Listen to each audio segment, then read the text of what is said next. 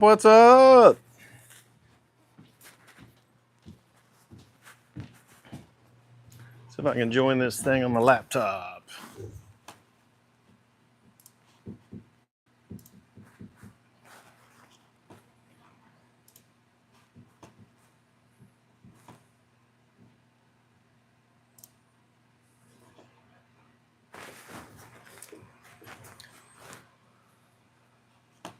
What's going on, guys? Perry is in the house. Hey, you know you want to make a box, Perry. I know you're secretly dying to make a box. If you can dodge a wrench, you can build a box. I like it. Hey, Amy Jo. We should do a duel live. I've never done one, but hey.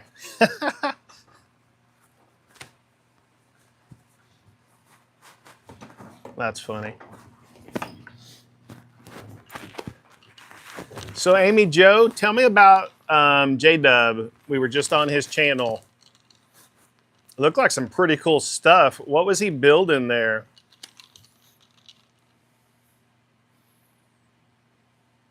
Hey, Joe, what's happening?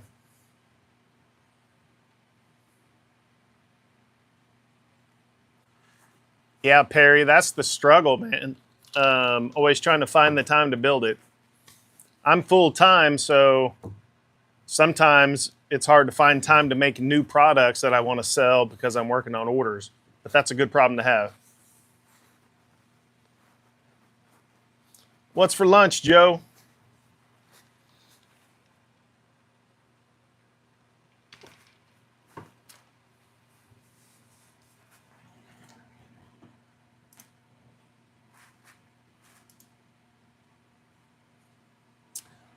Well, cool, Amy Jo. That look. What was that piece he was making? And Amy Jo, would you mind sharing the link to his channel? Ooh, stroganoff sounds good, Joe. Yeah, Amy Jo, I was just on a live with a guy. I think his name was J Bub or J Dub. It looked like he was carving this really cool piece, like a rounded piece of driftwood. So I'll see if Amy Jo can share that a little bit when she gets right back on. Hey, Alan, what's going on? J Dub, there we go. Thanks, Amy Jo. What was that piece he was making, Amy Jo? Was that just a rounded piece of driftwood? It was cool looking. Looked like a rounded piece of wood that he carved, and then he added, it looked like he power carved some teeth and glued them into it. I'm not sure how to explain it. It was really cool. You guys should check him out.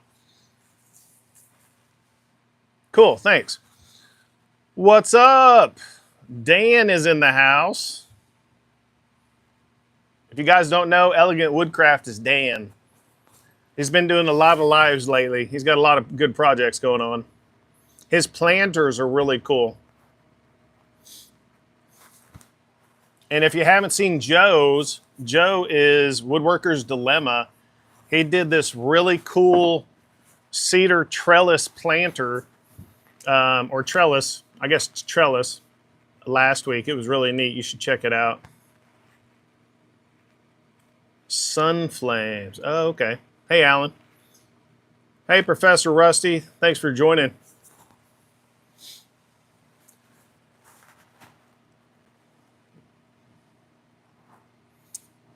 Hey, Dan, later on when I'm cutting stuff, remind me and I'll show you the boom for my dust collector that's in the shop.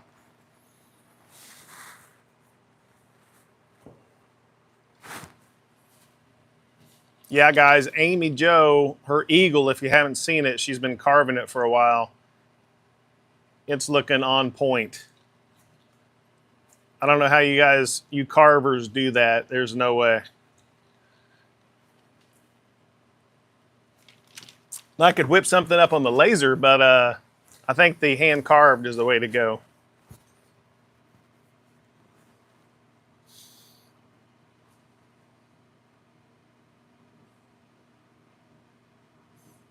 Omi, I am in Oklahoma in the United States. Where are you at?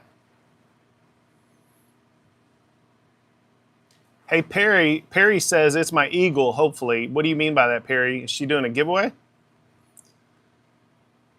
Hello, Rhinestone Suzanne. Thanks for joining us.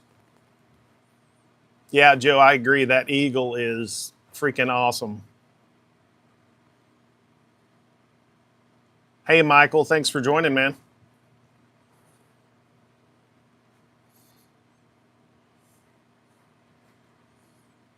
Live from India, new subscriber. Thanks, Omi. I appreciate that.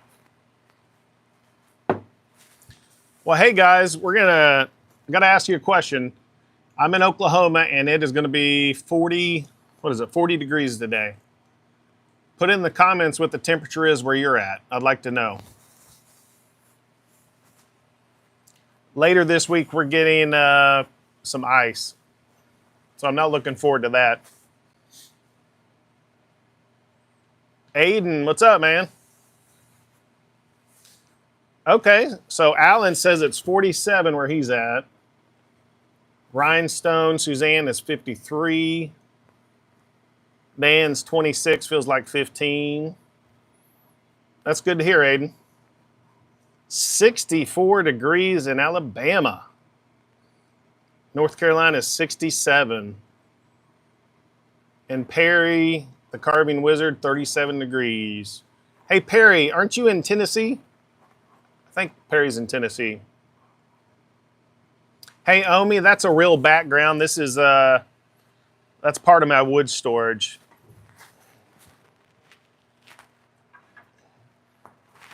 This is a real background. This is a lot of different wood I work with.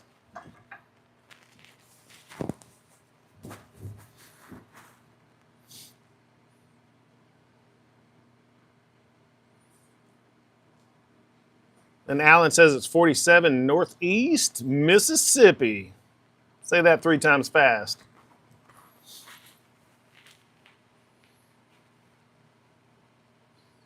Awesome, guys. Hey, Amy Joe just shared that link for J-Dub. Go check him out. I think I saw that he's getting close on 1,000 subscribers. But it was really neat. I only got to see that live, so I'm going to have to go check out some of his videos. Looks like if he was doing that kind of work, it looks pretty exciting. So go check him out. 80 here and 47 in Mississippi. Kizzy's in the house. She's in Louisiana.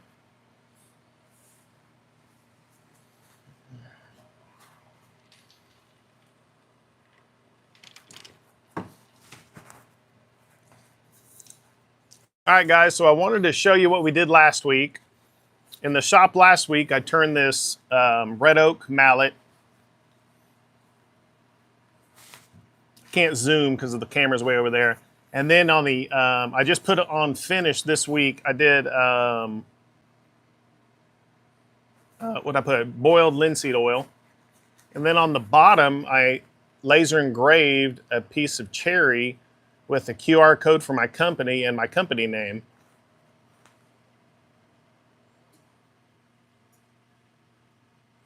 And now this scan, the QR code worked with my camera last week before I added finish, but now that I added the finish, it doesn't pull up when I take a photo of it. Usually when you turn your camera on, it'll add a link when you scan a QR code, but it's not working. So it doesn't have enough contrast. So I think next time I do that, I'll use maple so that the engraving is dark and has a lot more contrast. All right, Omi. So he said, or she said, what is at the top? It looks so confusing. That, if you're talking about way up there, that is my foam, spray foam insulation for my shop. And then back here is just a lot of wood scraps, and then these are full length boards up here that I've got.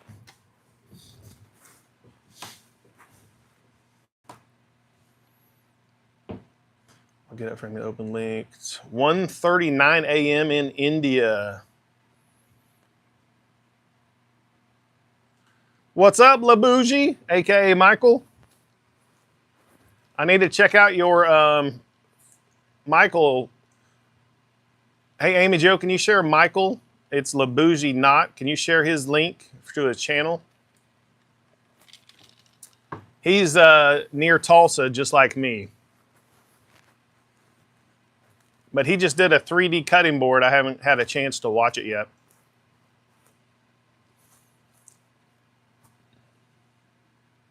Oh, thanks, Amy Jo. Take your time. So, yeah, so we made the mallet last week. Let me show you the box we made. 2 weeks ago, we made this box on the live. And we have these splines, these maple splines. That adds strength to the 45-degree miter joints. And then,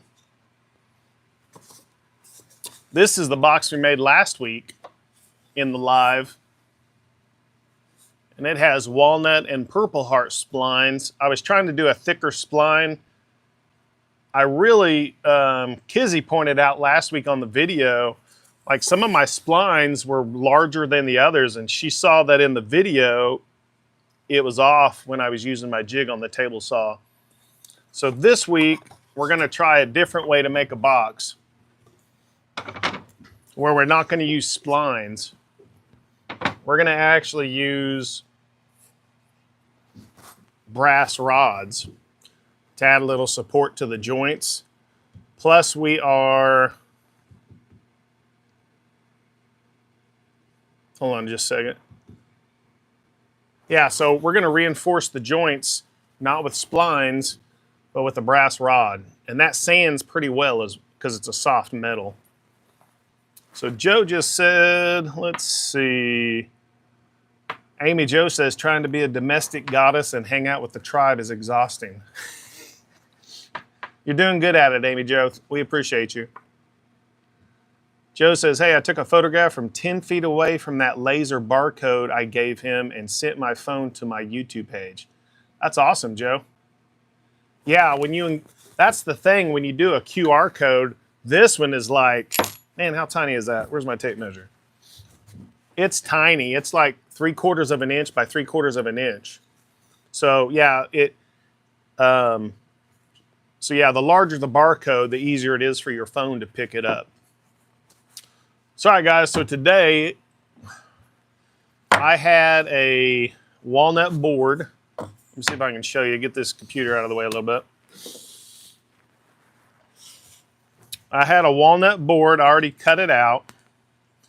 I'm gonna be moving the camera over here pretty quick. So I had this walnut. It's got some really cool grain pattern. See if you can see that.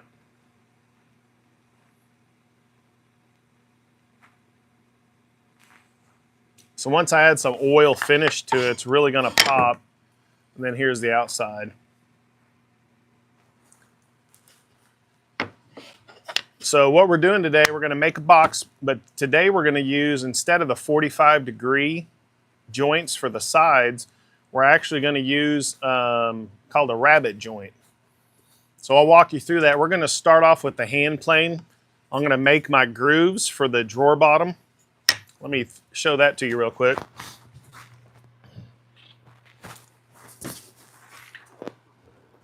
Now check this out. This is the same board. I mirrored it. What's that called? I can't think of it. Check that grain pattern out.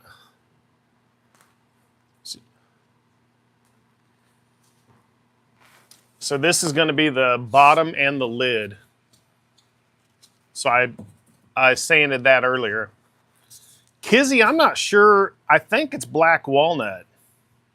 Kizzy asks if that's Claro. Yeah, book match, Joe. But yeah, Kizzy asked if that's Claro walnut. I don't think it is. It's just black walnut. I've got it from every couple of years. I buy a truckload from a buddy, and he gets a lot of it from Missouri. So it's just some of the scrap walnut I've got. I've been saving this board just because it had that really cool grain pattern. Yeah, and Joe said it's book match. Thanks, Joe. You know, when you're on a live, sometimes I have a brain fart, can't remember. Omi is asking me what I do for a living. Omi, I actually build custom furniture, woodworking, and laser engraving full time. This is my living. This is what I do. And you know what? I forgot. For those that are joining, my name is Steve with My Honey's Handmade. That's my company name.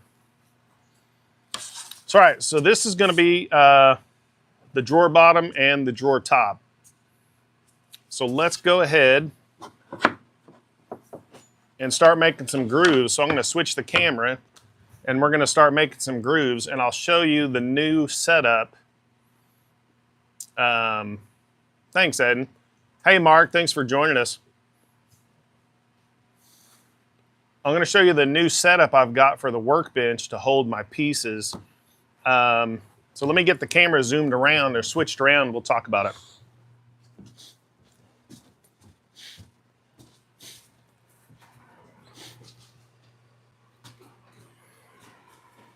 Sorry if it's bumpy. I got to step over stuff.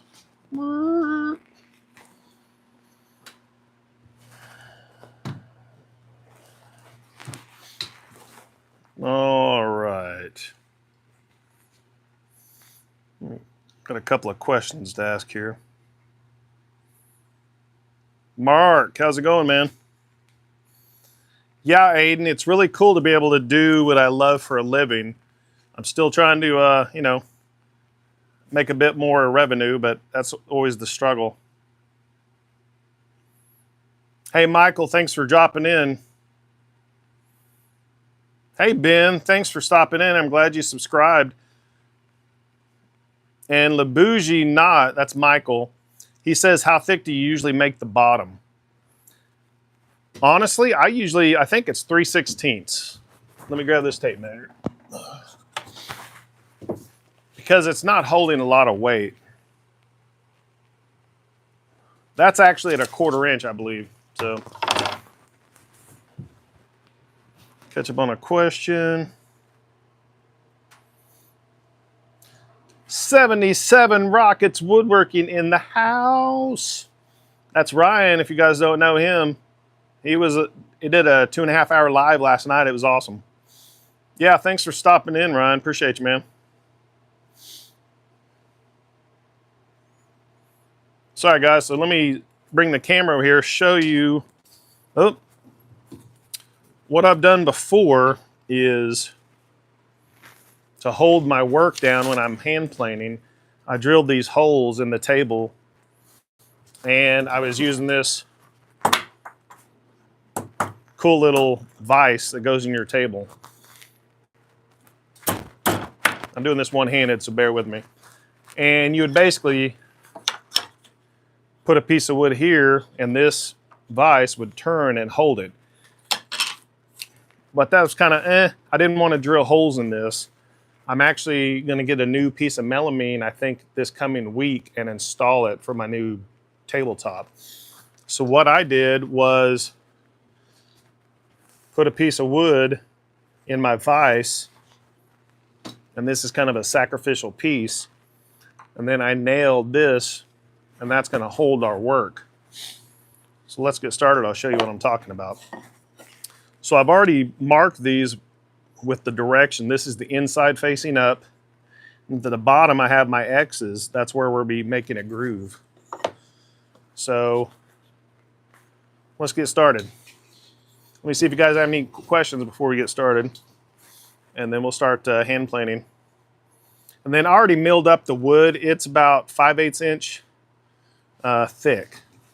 So not the thickest. I started it, I think, at 3/4. Mark tries to carve, says, I'm building and carving a corner shelf, so I need all the help I can get. Hey, man, holler if you need help. I can do a Facebook live call. We can talk about it. Ooh, Ben says guitar making. That's awesome.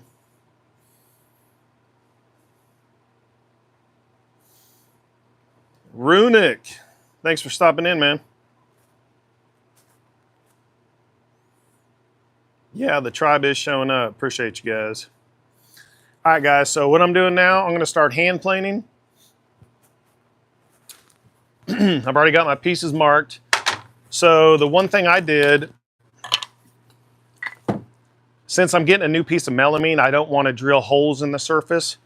So this is, I forget what they call, maybe a bench dog or a bench. I forget what it's called. But anyway, it's going to hold my work. So let's try it out. Excuse me. And then I'm just putting a piece of wood against it. And I'm nailing it in. But I forgot I'm supposed to not nail it in past this board. So let me try that again.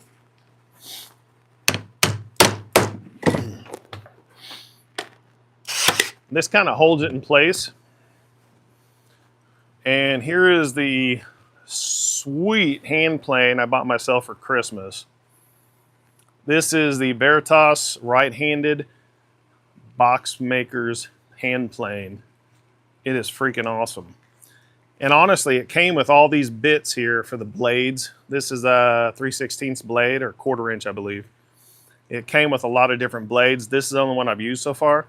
So we'll get into more of those later. So we're gonna make our grooves.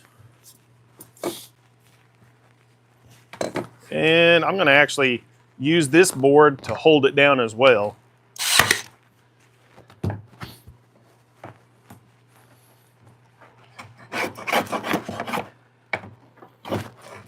Takes a little bit to get started. Let me get this guy out of the way. Sorry for the shaky camera, it's touching my table. There we go.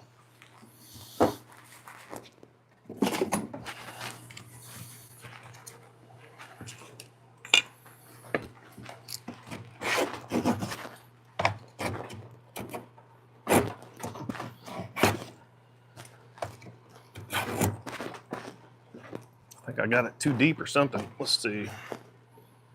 No? Make sure I don't have the blade too deep.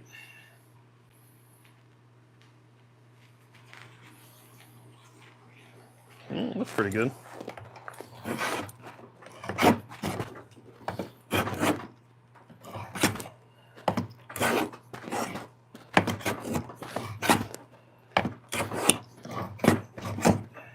I got a little tear out there. I think that's what's happening. Let me try a different way to hold this. That's not working as well as it did in my test. Getting a little sloppy back there.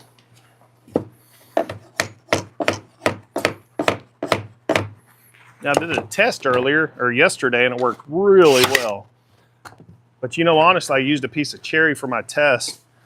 This walnut's a little harder to plane. Let's do this. Let me try a couple different things here.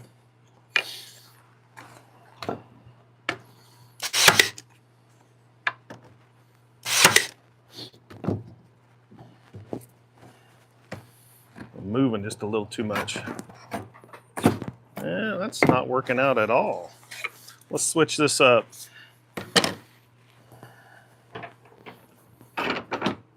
That walnut's just a little harder. This isn't working.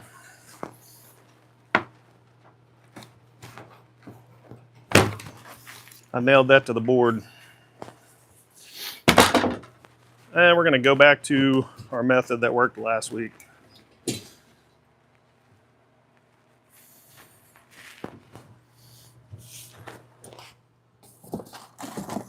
Let's get this guy in here.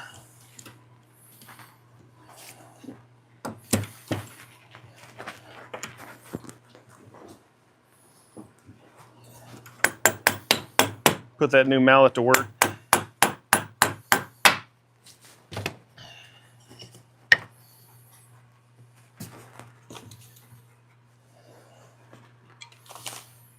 And all I'm using is a little dowel that I've got back here. I've got different holes for different length of wood. That gives this something to hold on to. Now with this little vise, you can twist it. I think this is called the Veritas Wonder Dog. So let's see if that holds better. You see all this tear out? That sucks.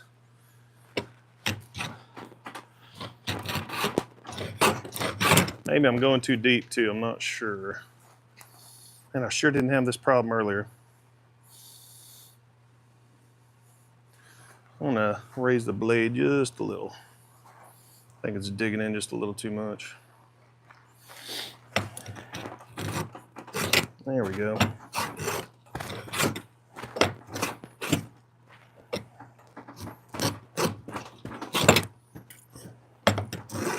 Yeah, that's better.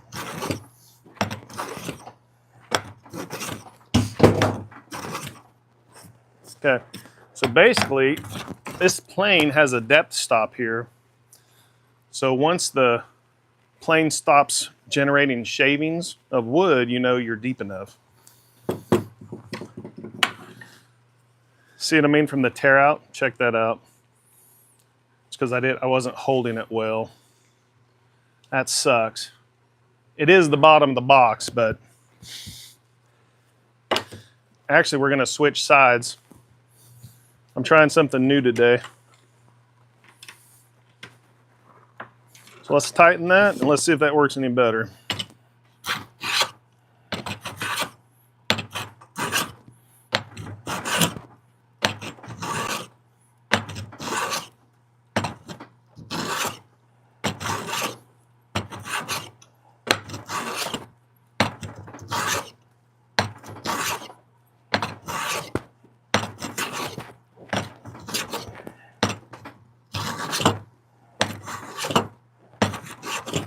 Okay, so that went a lot better. If you're holding it, works a lot better. That's what I got. Now you still get a little tear out. Let me go grab something and we'll try one more experiment and we'll keep going. I'm gonna check some questions real quick.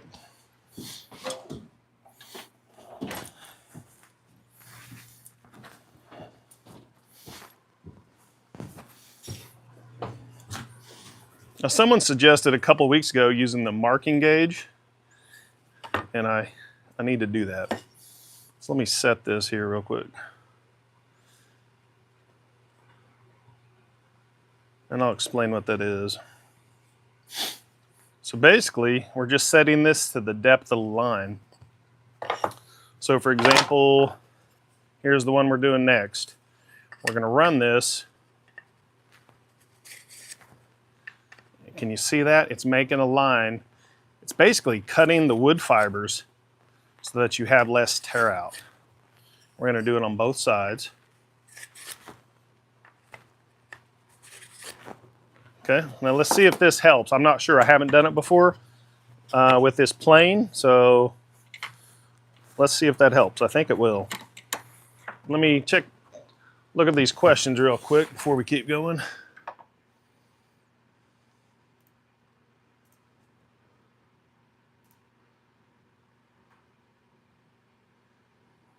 Whose birthday is it? I think Mark has a birthday. Happy birthday, Mark.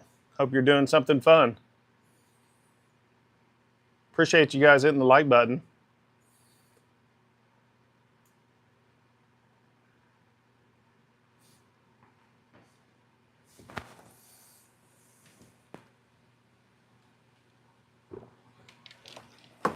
Yeah, Joe, the grain is swirling. Once I hit some finish, oh man, it's gonna be great. Yeah, Michael. Michael said, love it when that happens. Test and test again, and then it still gets messy. Very true. I switched woods, so that was the mistake. Thanks, Ryan. That mallet, it's what I made in last week's live. Check that out. Turned out pretty cool. Oh, hey, if someone in the United States in the lower 48, if you guys want one of these for your shop with your shop logo, put in the comments mallet, and I'll do a giveaway in the next week and pick one randomly and send you a mallet that I make with your company information there.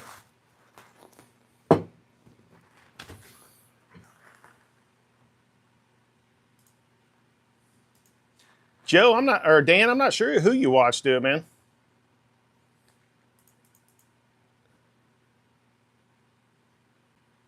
Hey, Mark, this isn't a messy bench. What are you talking about, man? This is work in progress, baby.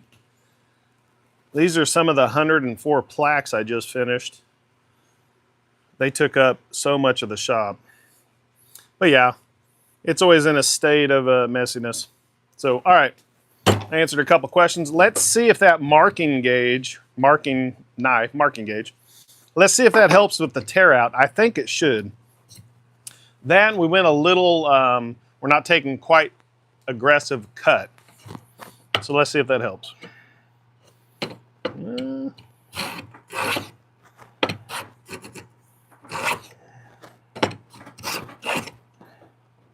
I think part of it, I need to put the wood out here a little more as part of the problem. There we go. Let's try that.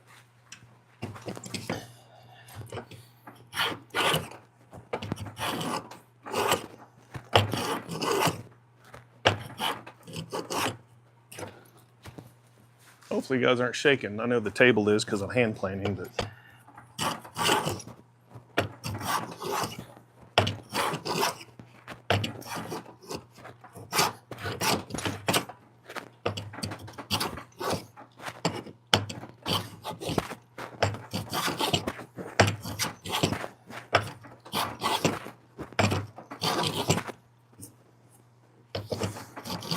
I think it did pretty good. It's definitely better than the first one. I had a little bit there. But honestly, I think part of it is that, and I need to hang it off from the edge so this can hang down all the way.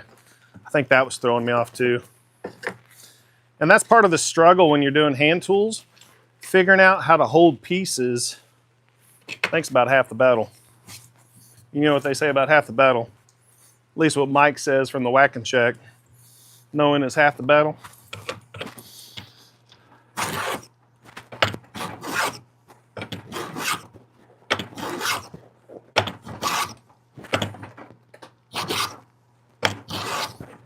Yeah, that's doing a lot better.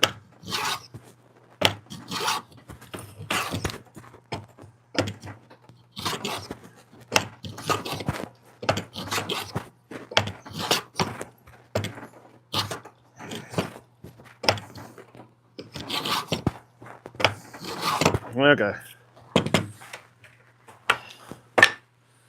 Then we're going to do the two long pieces, and then we're going to go to the table saw, show you guys how we're going to cut those rabbets. I think I've only made 1 or 2 boxes with rabbets. But you know, because splines aren't always going to be the answer. Sometimes splines take away from the look of the box.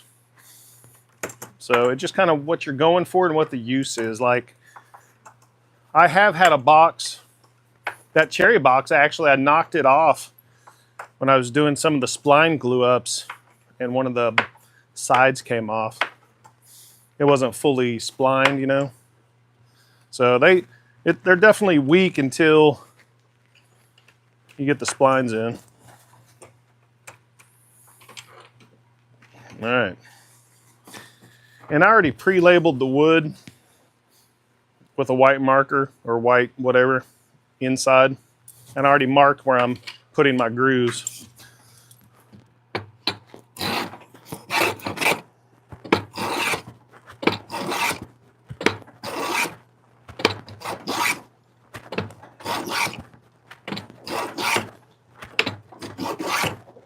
I need to tighten that a little bit. There we go. It's almost pushing itself out of the hole. It's like my hole needs to be deeper.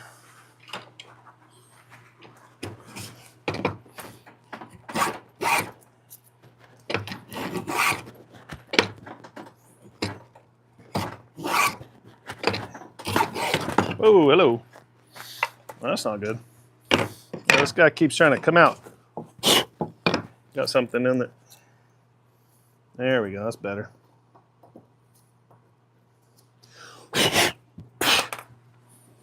Let's try that again.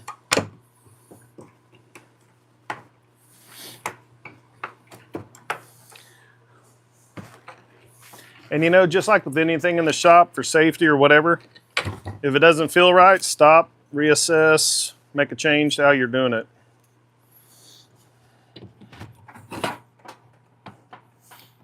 Really feels like I'm taking a big, yeah. It just doesn't want to hold on this one.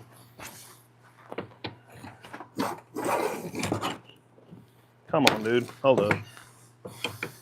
We're going to switch holes. That one's too shallow. Advance this guy real quick.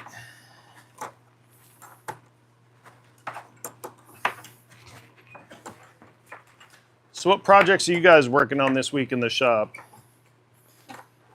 Tomorrow I've got to wipe off and put all the sawtooth hangers on the plaques, and then I'm ready to give them to the client. Then I've got a bit of vanity for a customer. How about you guys?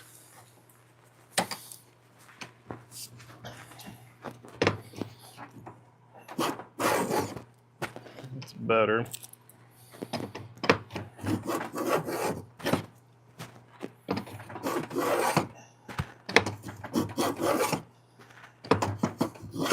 All right, that's better.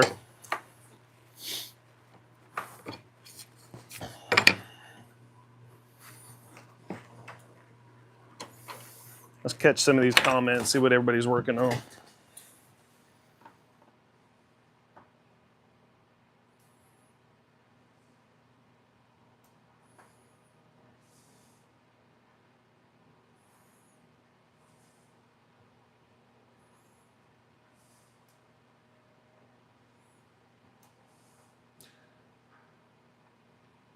Hey Josh, thanks for joining in, man. What's happening? Hey Josh, what are you working on this week in the shop? If you guys don't know Josh, he's with Last Breath Woodworks. He makes some really cool wood turnings.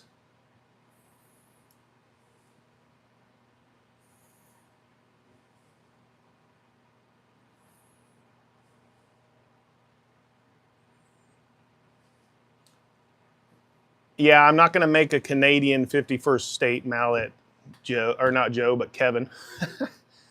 No thanks. Rhinestone Susan or Suzanne says, I'm done with my axe, mailed it Friday, kind of had a little separation anxiety. Isn't that true? You make something, put your heart and soul in it, and you send it off to someone that gave you money or as a gift. I need to check that axe out. I don't think I saw that.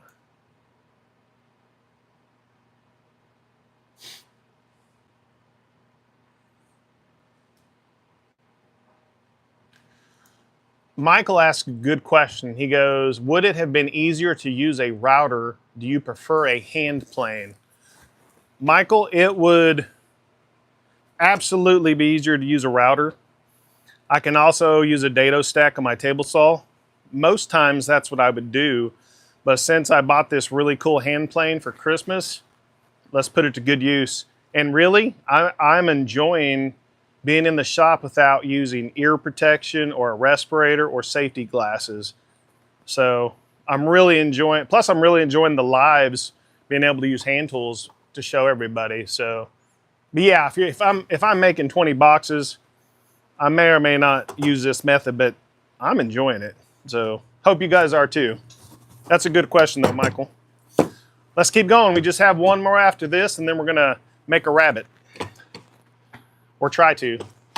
Like I said, I've only done it like a couple of times, I think. That definitely helps not taking such a big, heavy cut. Yeah, that's...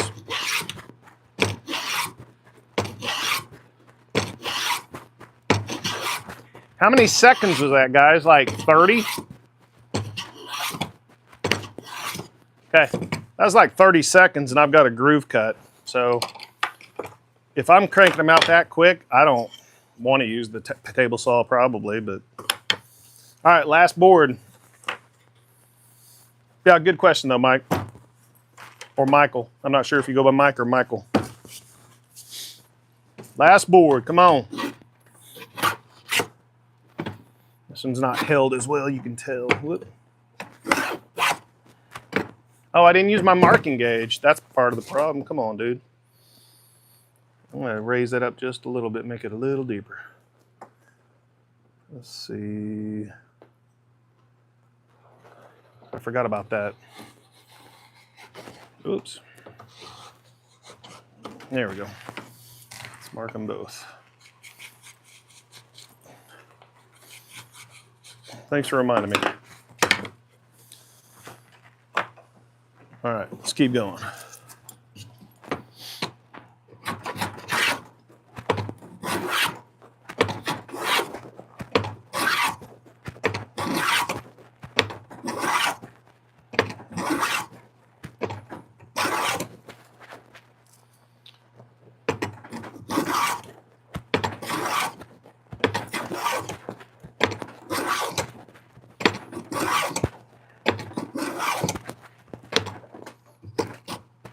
All right, getting close. All right, one more. Whoops. You didn't see that, did you? Luckily, it didn't hit my toe. It's not that heavy anyway. All right, one more. Let's do this.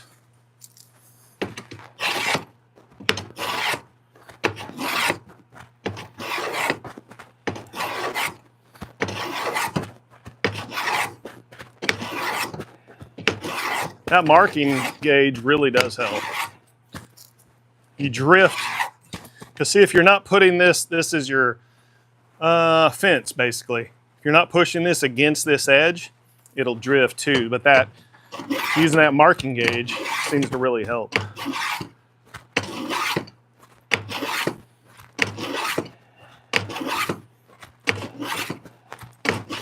All right. All right, guys, so this is what we've got. We're gonna catch up on our questions real quick. Then I'm gonna put on some PPE. Man, that sucks. Look at that tear out. That's horrible. Let's grab a drink.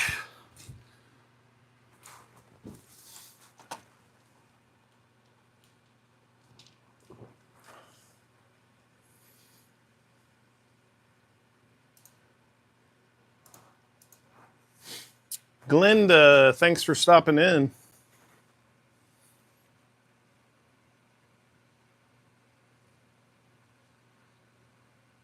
Yeah, Suzanne, I'm gonna have to check out your axes. I bet that's awesome.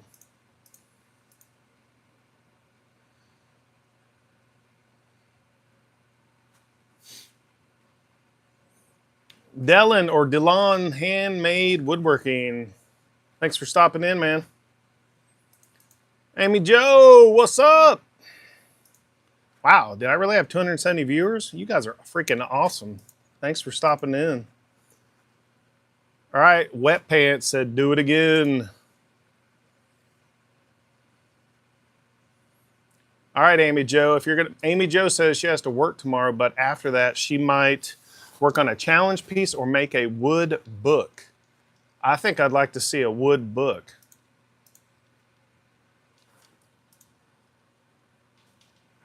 Kevin says, my shop is full for winter and disorganized. Yeah.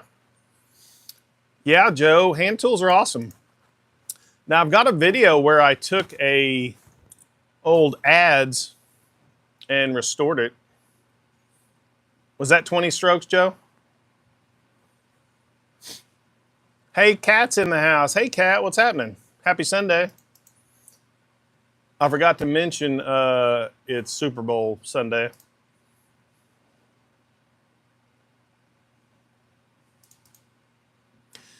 Hey, Labougie says, hey, I turned in last week for your live, but was at the park with the wife, had to leave. Turning is something I'd like to learn.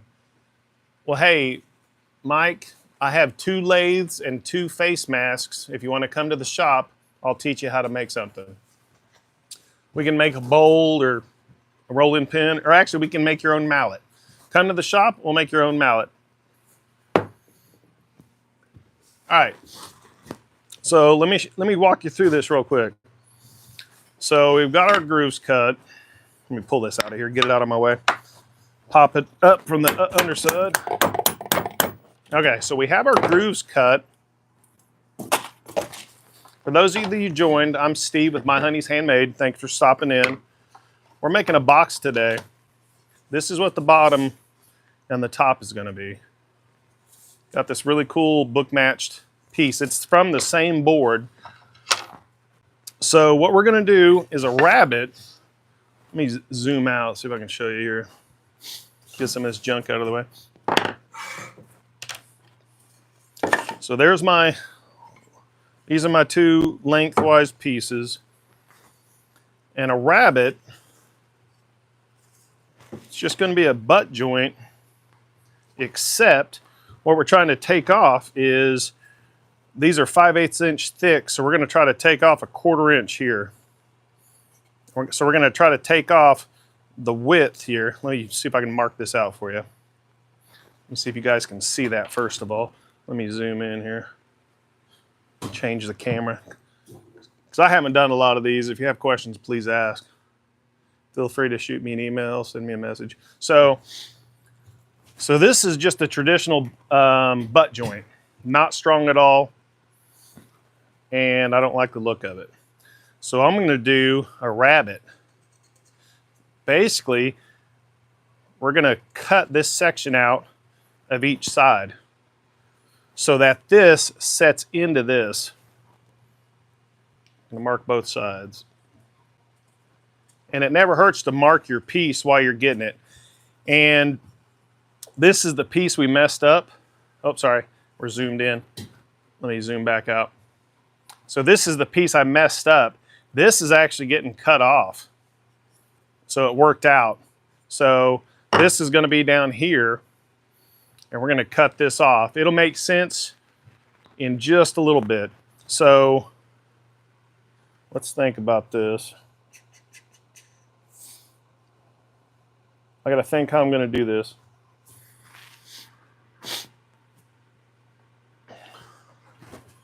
Let's think about this. We know how this end is getting cut out. But this end, that should work. So it's the same here.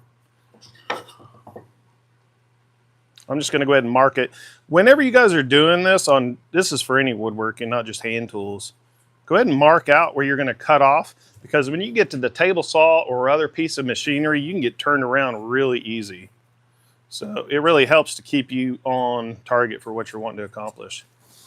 So, all right, so I've got all 4 pieces marked, all 4 corners. The next step is to go over to the table saw. I'm going to go ahead and use a dado stack. Let me take a measurement here.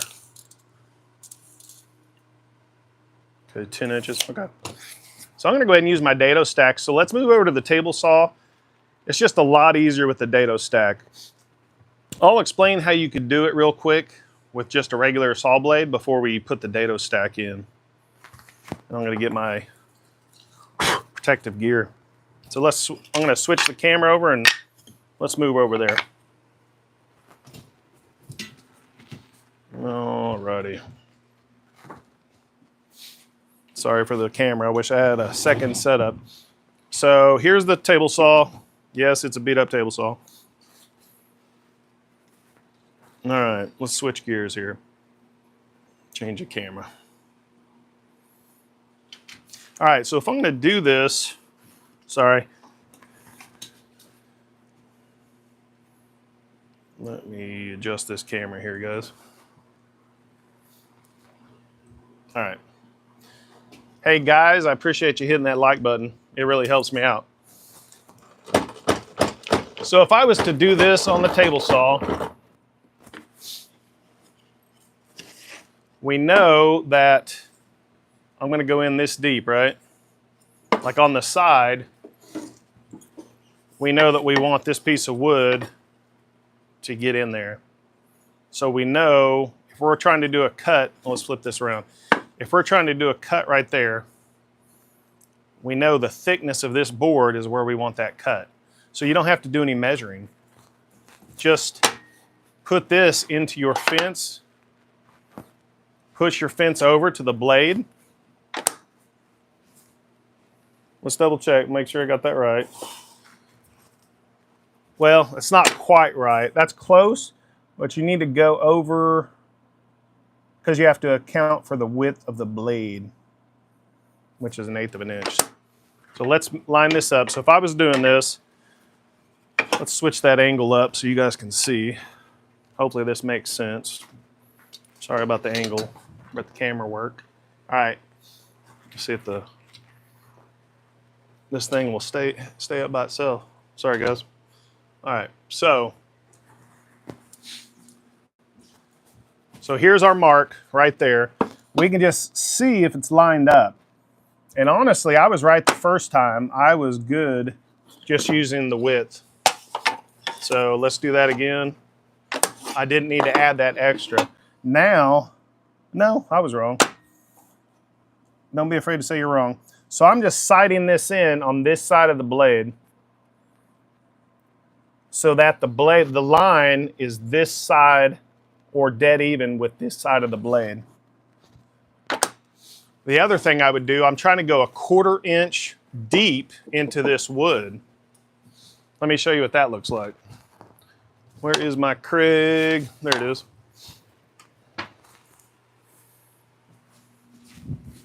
So I use this Craig measuring tool, and you're gonna take your table saw down to 1/4 inch.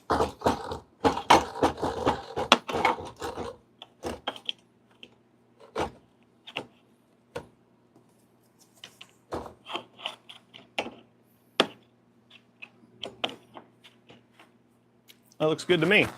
So then what you do is run this through with a miter gauge. So let's see if you guys can see this. Yeah, so you'd use a miter gauge, hold it, run your piece through, then you'd have a 1/4 inch groove, and you'd flip it around to do it on both sides, do your other board.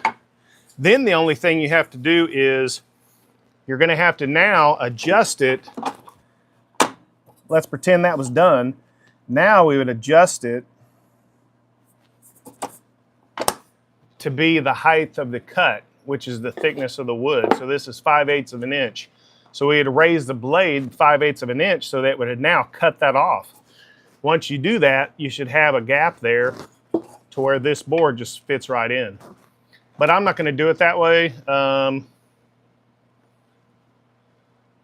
I could, I guess. You guys wanna do it? Hold on. Let's take a vote. You guys wanna do it with a table saw blade or a dado stack? Comment below. I'll try it with either one. The dado's a little easier.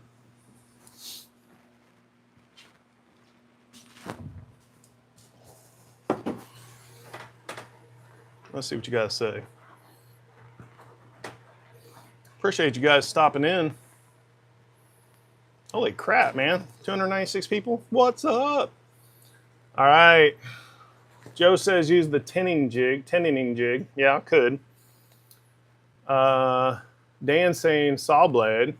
Baby Kisser says, I don't know. I think that means IDC. LaBougie says both. Shake and baked. Drake says the easier way. What takes less time? All right. You know what? We're going to do it the easy way. Most people say the saw blade. And you know what? Most people probably don't have a dado stack. So, all right, let's try it. So, we're already set up. Let's double check. Let's backtrack. Because you only get, All right. So, there's the measurement. Let's double check myself. The line on the board is going to be slightly that way. And the good thing about woodworking, we have a little wiggle room. We can adjust it if we need to. So if it gets loud, bear with me. We're going to make a couple of cuts. Let's see if we can make this happen.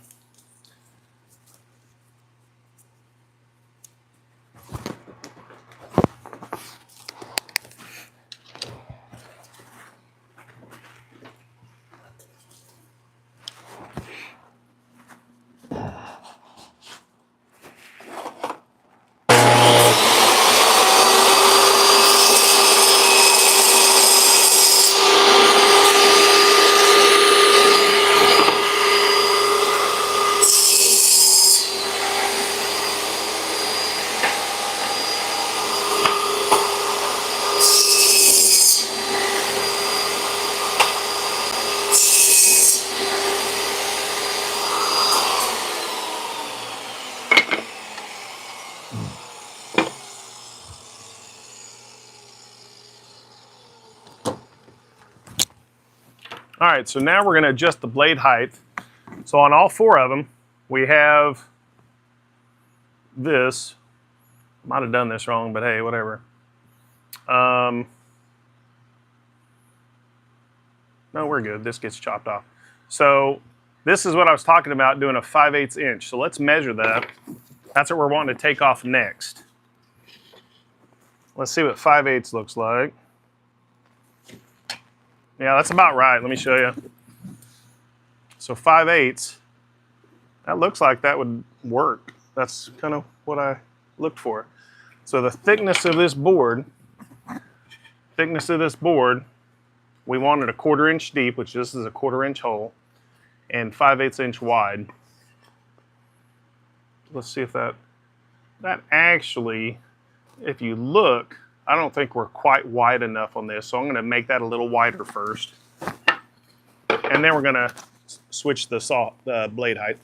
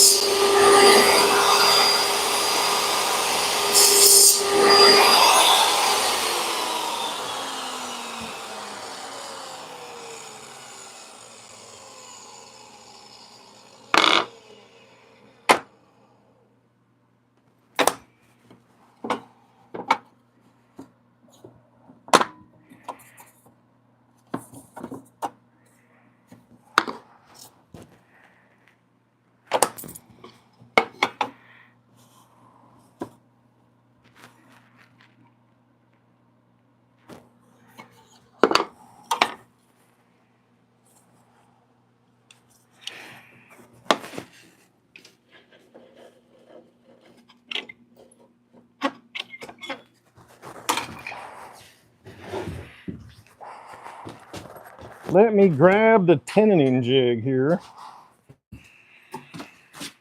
Trying to remember where I put that thing.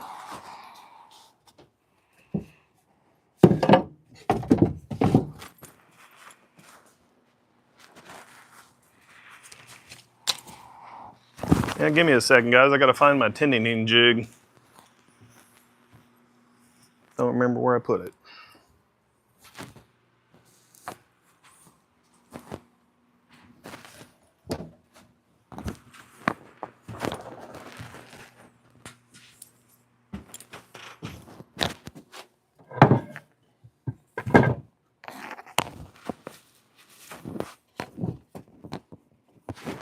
I think this will work. Let's see. Yeah, that'll work.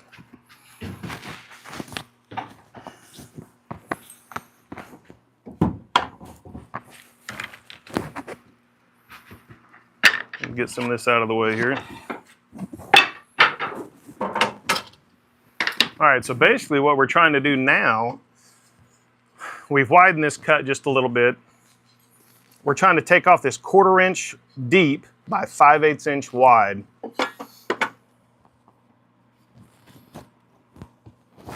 We're going to use our tenoning jig. This is one of those I've got. I don't know where my other one is.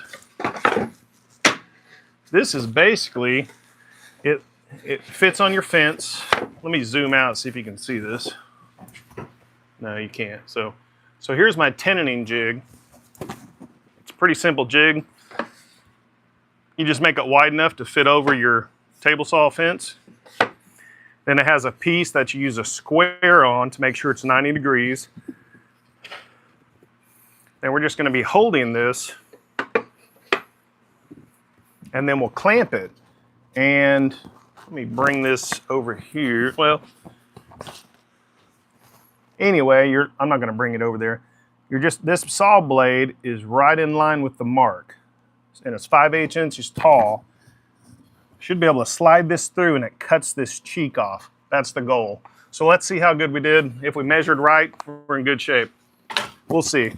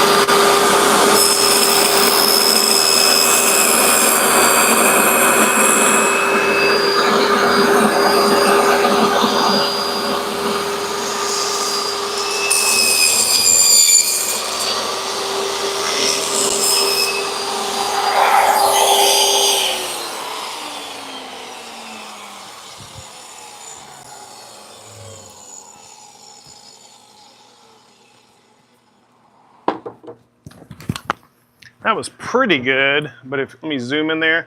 We weren't quite, we need to take off just a little more, so we're going to adjust that blade slightly.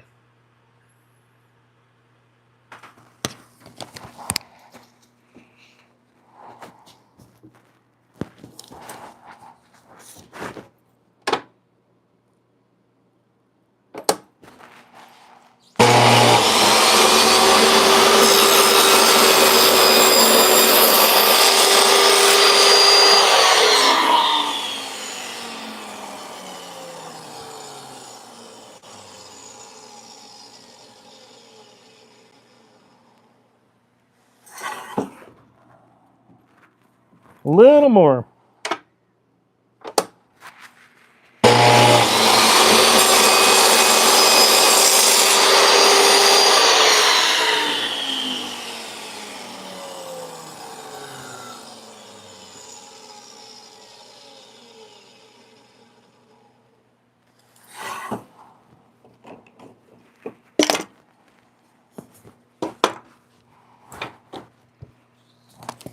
All right, guys, looks like we did it that time. Just had to make a couple of tweaks. So now you've got I'm gonna have to clean that up slightly.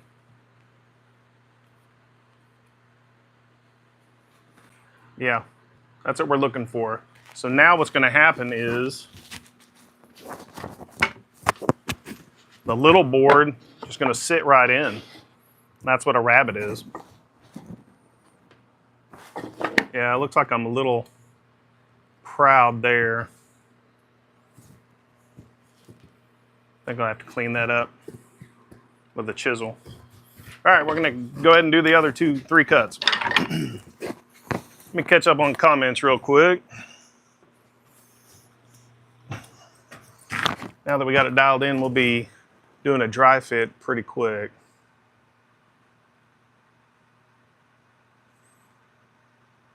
So Joe said he saw my jig had side-to-side movement. He saw it shift. That's why it's short. Thanks, Joe. Does that little flip-down fence cause issues with making jigs that fit over the fence? Well, Dan, it might. People are telling me that I've got a little wiggle room, but honestly, this jig, actually, I see what you're saying, Joe. That jig's got about at least 1/8 of an inch. I see what he's saying now. Check this out. This is one, it looks tight down here on my end, but here, you got some wiggle room there. You can see that gap. So it's about 1/16 of an eighth. Okay, that's why I didn't notice it before. It's tight down there, but not here. So, well, let me see if I've got my other jig somewhere. I can't remember what I did with it.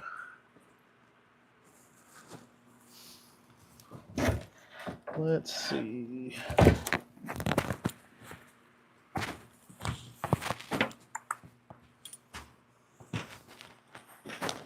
Guess I need to organize where I'm putting these jigs.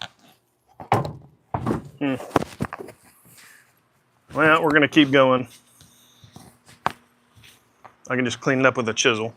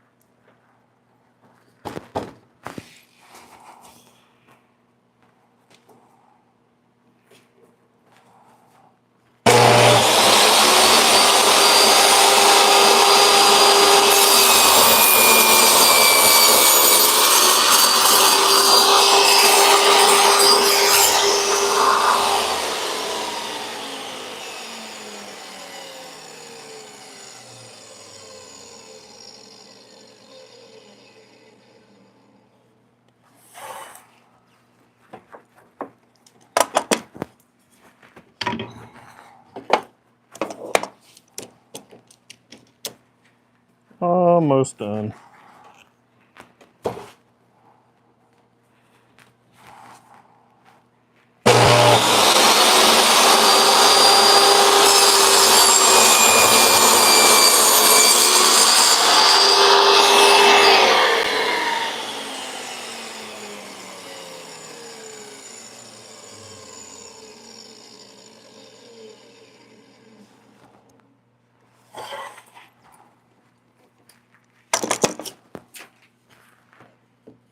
Oh, that one's better.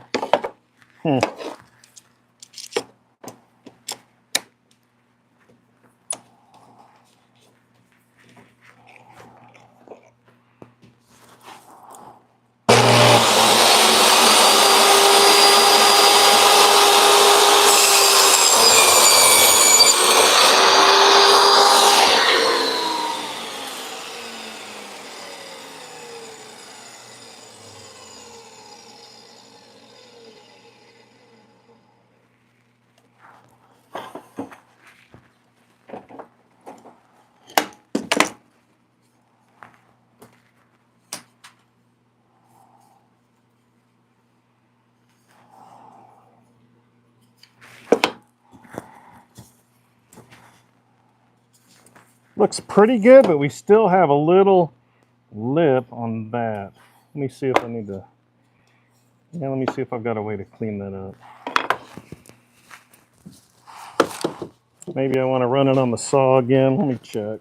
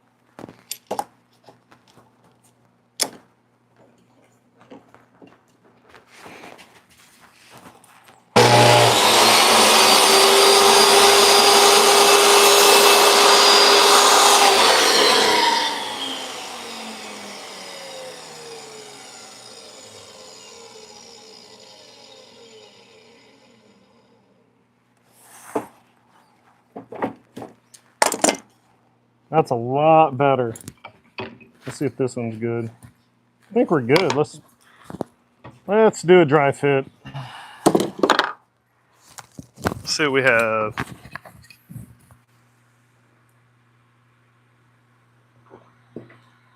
Yeah, Kat, when Joe mentioned that it had some movement, I was holding it to the fence, so I got a more accurate cut. So on this end, it looks good, so I just need to make the adjustment there. So let me catch up on questions, and we're gonna do, let me show you what this dry fit looks like real quick, then we'll catch up on questions.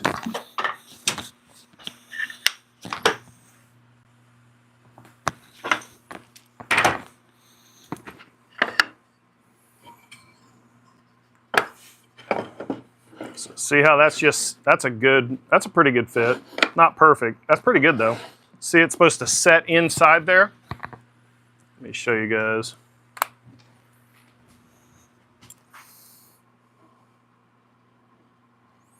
So it sets right in there. That's a good fit. I think I'll be pretty happy with that. And then at the other side. So there's a couple of benefits to this. You get a little side grain glue up instead of just end grain to end grain. Hey, Villanueva Woodworks, what's up, man?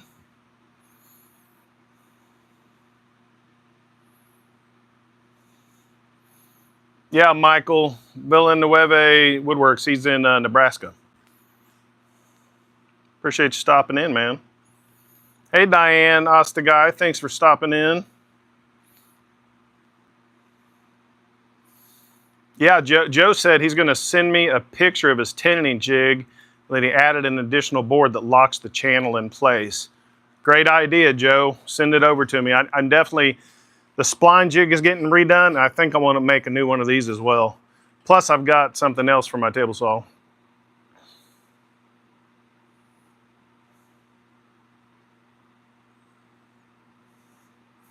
All right, so let's keep going.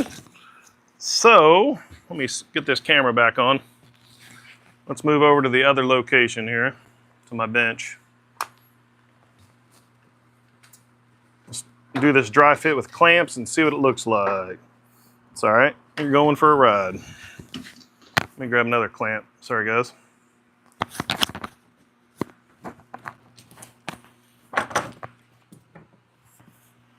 Just a couple more cuts, we're ready for a dry fit. I guess we could do it here on the bench.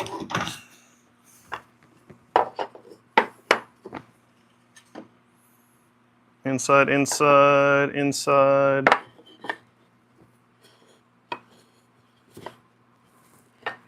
And this is inside.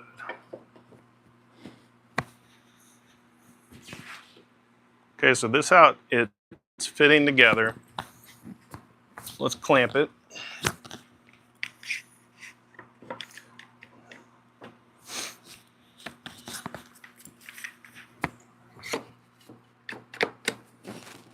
That's a good fit. Okay, so what we're doing this for, let me grab a tape measure.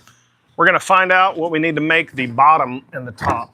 Let me grab some paper.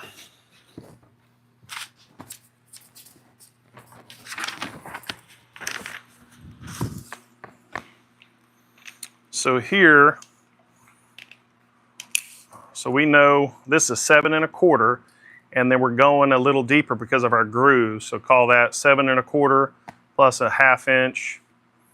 Let's call that a light 7 3/4 wide. 7 3/4 wide for the panel. And then we are 10 1/4, so we're going to add a 1/2 inch to that. So 10 3/4. Just double check. 10 1/4. Yeah, so 10 3/4.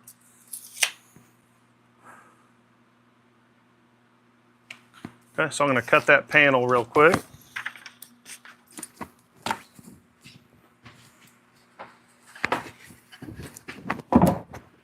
Now, that one other thing, that piece where I got horrible tear out, check this out. This is what we're going to do with it. We're going to cut it off.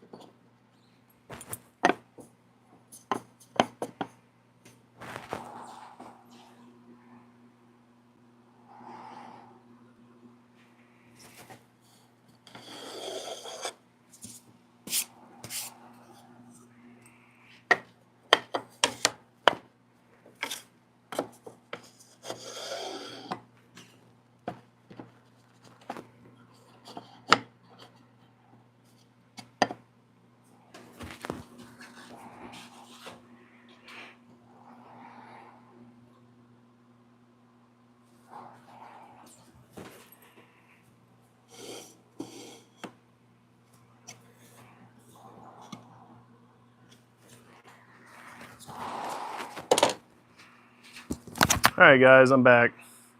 So earlier, hey guys, I appreciate you watching. So we're making this. So this all fits. Actually, let's see. Check this. I've got a little gap here. So that means my bottom panel is still just probably 1/8 of an inch too wide. But this is going to be a sliding box, if you didn't notice. So I'm going to shape this edge, put a little hole here. Haven't decided fully. A lot of times I've seen them where they do indentions. So that's how I'm going to do it. And then let me show you that brass rod.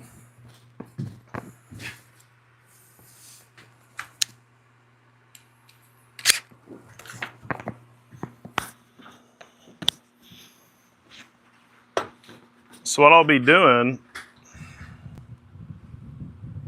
yeah, exactly, Mark. They make, I've seen this a lot for pencil boxes as well. So what I'll be doing once this is glued together, I'm going to strengthen these two joints with a brass rod. I'm actually going to drill a hole and put brass rods in on each side, 2 on each, with some glue. Anytime you're putting any smooth material, you want to rough it up. I like putting these in with some sandpaper, and it scuffs it up for you. Now this isn't smooth, it's rough to the touch, so it'll hold glue and give you better holding power.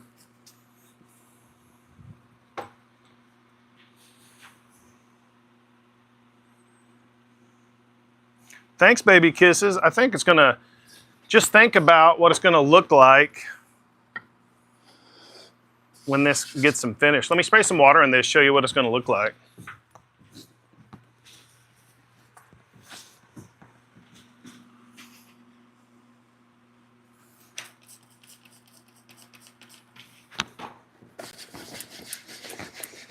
That's gonna have some pretty cool patterns once I oil it up.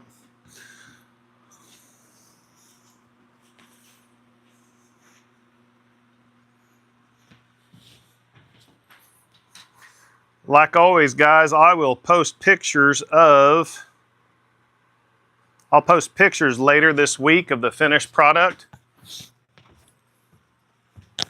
And get back to my camera spot here. See how many people hit the, or put mallet in a comment.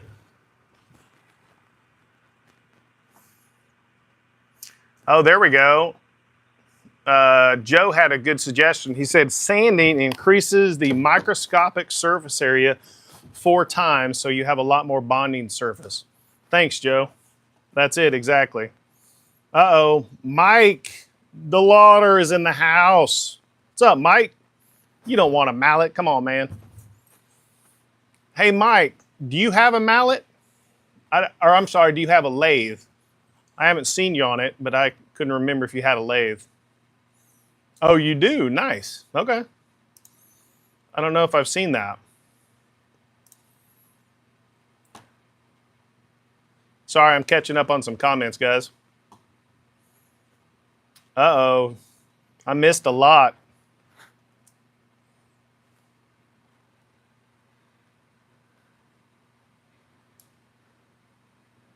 Kat, thanks for sharing Bougie's channel. He's a fellow Okie. I think he's about 25, 30 minutes from me. He actually called me this week for some advice on something.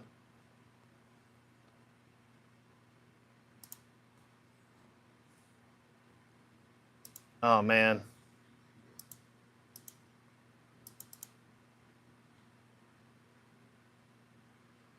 Dan said, nice table saw and pretty clean looking zero clearance insert. Thanks, Dan. It's about a 7-year-old DeWalt table saw. I've beat the crap out of it and cut it a couple times with a circular saw, so it's still going. I've made some big tables with it before, so it's still doing okay. Yeah, Joe, Superbox 50. What up? Yeah, it's Super Bowl Sunday, so I'm sure everyone is going to go watch the game pretty quick. Yeah, Kat, the grain on that lid's going to be pretty insane. Let me grab it, because it actually, since the glare went off, holy crap, that's going to be legit. Check this out. Can you guys see that? That's what the water looks like on it.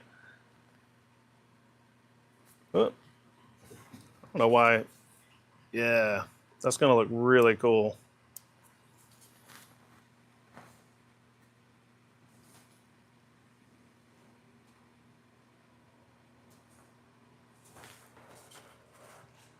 That's going to be neat.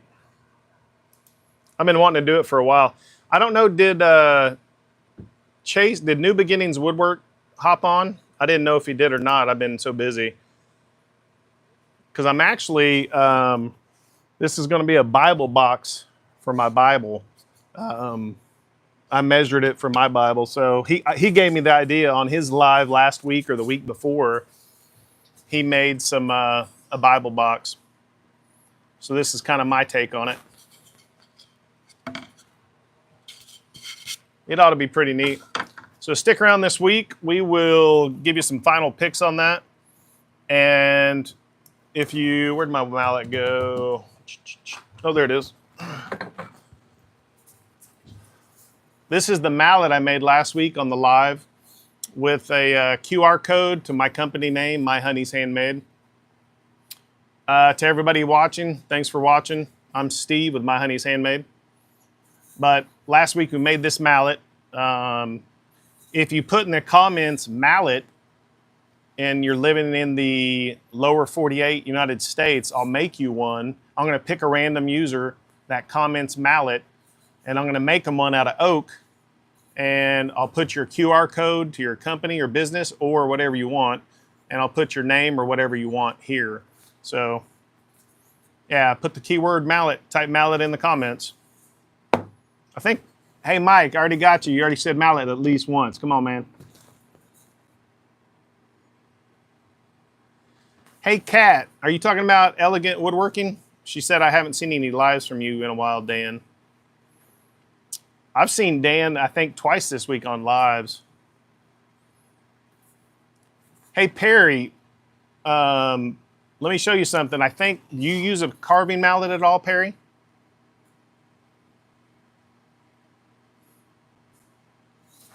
I want to grab something. I'm curious. Perry's a carver, and I use these. Let me show you what I use these for.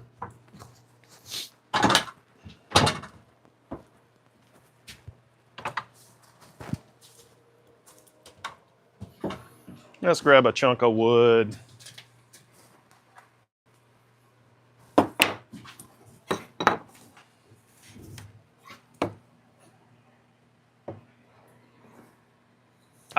So yeah, so when I've carved bowls with these before.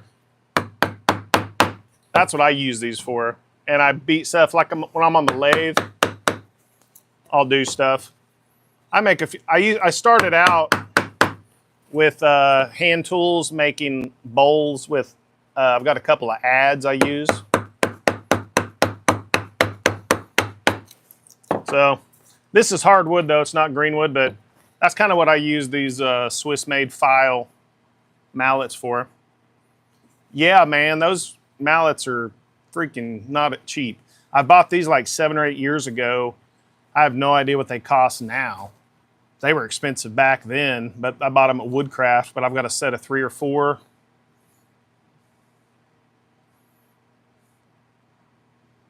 Okay, so Perry uses knives and smaller gougers. Okay.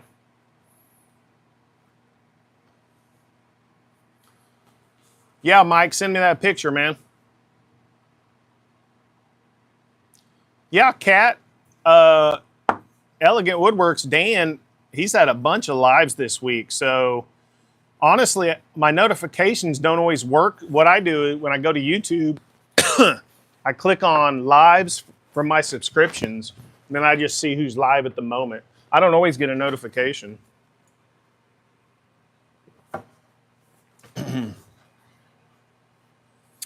Yeah, Mike and Ryan were live yesterday, and he showed us some of these cool gouges he got from, they look pretty nice.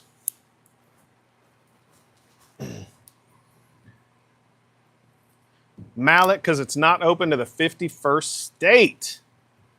Kevin, are you a Canuck?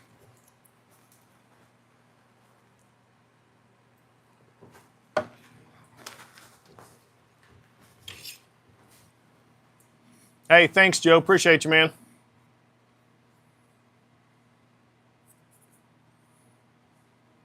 Yeah, I didn't know you had to unsubscribe and then resubscribe to add better notifications.